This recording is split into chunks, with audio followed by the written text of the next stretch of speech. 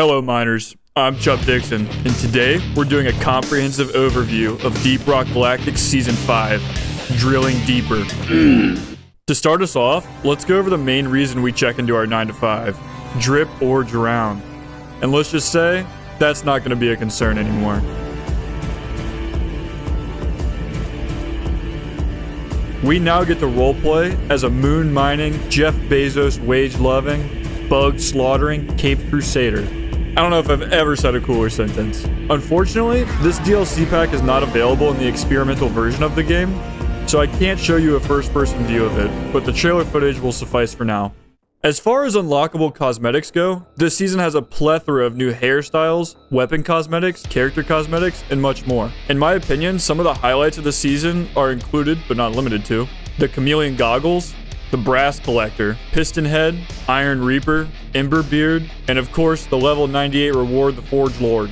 Try saying that 3 times fast. Ghost Ship Games also added 3 new levels of weapon maintenance, incentivizing players to diversify their loadouts to unlock new weapon skins. The exponential scale of cosmetics truly has gone to astronomical heights, and I've already found some very cool combinations, and am even more excited to keep swimming in this vast ocean of content. With all that said, the script tree portion of this season is a bit lackluster, but hey, more options is never a bad thing. Ghost Ship has enabled us blister-clad dwarves to go back to previous seasons and unlock past cosmetics. This expands the grind of past seasons to newer players and is a refreshing option that many Battle Pass services fail to offer. Big W to Ghost Ship Games for this one. Lastly, core stones. These stones are the new plague hearts in Season 5, which are tertiary objectives that randomly spawn within most caves. They are difficult, 3-stage defense events that generate core spawn crawlers, arguably Hoxie's most difficult mob type yet. They are faster, stronger, and harder hitting grunt slashers, if that says anything. And when I say faster, I mean significantly faster. Now is as good a time as any to mention the other new mob types as well. Scale brambles are sedentary creatures that fire a swift-moving burst of destructible projectiles. This creature remains invincible until you've destroyed its nodules. This enemy isn't overly difficult to dodge, dismantle, and destroy. They are most akin to an immobile Glyphid menace. Glyphid stalkers are a new ambush-type predator deep in the moons of Hoxies. These bugs like to cloak themselves in a shroud of invisibility and pounce on their prey, disabling the player's shields and quickly burrowing underground to avoid retaliation for their attack. Barrage infectors are larger variants of their cousin, the Spitball Infector. I have found these chubby boys to be much easier to fight, however. With a large, forward-facing weak point, they're easy to take down, but beware of the wide acid barrage AoE, which deals less damage than a Spitballer, but is more difficult to evade. All 12 new weapon overclocks. There are 12 new overclocks in Season 5, and not all of them were shown in the trailer. But in order to keep this video reasonably short, I will briefly cover all 12 of them here.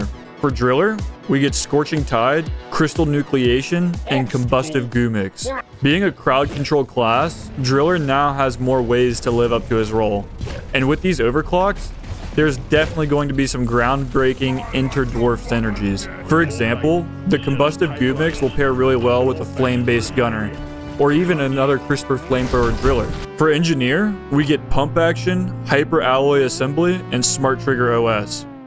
Upon first glance, Pump Action seems to be a pretty bad upgrade, taking a massive hit to the ammo pool, while Smart Trigger OS seems to be a decent upgrade for the Lock-On rifle. However, Hyper Alloy Assembly is the real star of the show. Additional weak point damage and the ability to hit weak points easier is going to be a disgusting combo. To all my Engineer lovers, things somehow get even easier for you in Season 5. For the Gunner, we get Rotary Overdrive, mortar rounds, and cluster charges. Rotary Overdrive is a faster rate of fire packaged together with a coolant injection minigame. It costs 400,000 credits to fire this gun for 12 seconds.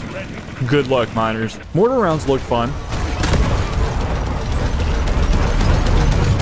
And cluster charges look, well, interesting.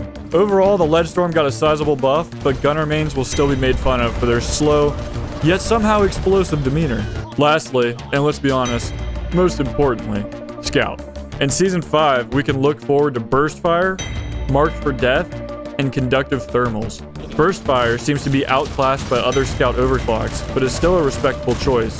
I could be missing something, but conductive thermals seems like a bad overclock for an even worse gun. You were better off with the deep core anyway. However, Marked for Death is truly a development marvel. Forcing team play or the alternative hipfire to maximize damage, this overclock is great for larger type enemies and will shred bosses on elimination missions. Scout turns into the Bard of Deep Rock Galactic. What a glorious day. And that's it for Overclocks. Let's move on to the new game mode and mission modifiers. Our gloriously fluttering capes can now perform deep scan missions. Deep Rock's main event with this update. These missions follow 3 acts: locating resonance crystals to find the drill elevator, defending the drill elevator until it reaches the Morkai geode, and finally escaping the way you climb a tree. Going back the way you came. After putting a few hours into this update, I can confidently say that this is the hardest mission type yet. Forget on-site refineries and the dreaded industrial sabotage. This is your new nightmare. Or dream, depending on how you look at things. With the addition of Hazard 5+, even the most pensioned of miners will have difficulty toppling this beast. Overall, the addition of Hazard 5+ is a very welcome addition to the game, and expands the ceiling of play much higher than previously possible in vanilla DRG. I would like to note, however, for all my custom difficulty mod enjoyers, I would highly suggest keeping the mod, as balances for nitro are not implemented with this update, meaning finding enough nitro to shoot the hordes of bugs in Hazard 5+ is by far the most difficult part. This is truly Hazard 6 and 7 rather than 5+, and I couldn't be happier to say so. If you are Jeffrey Dahmer levels of psychotic, you can wait until your Hazard 5+ mission has additional mission modifiers as well. Blood Sugar is a new mission modifier that slowly drains your health, but forces enemies to drop their life force in the form of red sugar in compensation. This modifier is likely only viable in higher hazard levels, as enemy spawn rates are increased. Duck and Cover adds more projectile type enemies into the spawn mix, which means more Macteras, Spitters, and Infectors. Secret Secondary gives us a secondary quest. Squared secondary quest? Squared quest? To earn even more credits for our all-knowing mission control. This new modifier should pair well with the new secondary objectives as well. Exterminating nests of barbed barnacles and squashing clutches of glyphid eggs is no small feat, but pays nicely. Ebonite Outbreak turns all enemies into Ebonite variants, which are resistant to bullets, but weak to melee attacks. Check out my melee driller video to help you conquer this new challenge. There are a plethora of quality of life changes as well, so expect smoother frames, easier customization, and a promotion counter. Have a wonderful day, God bless, and remember miners, cock and bone.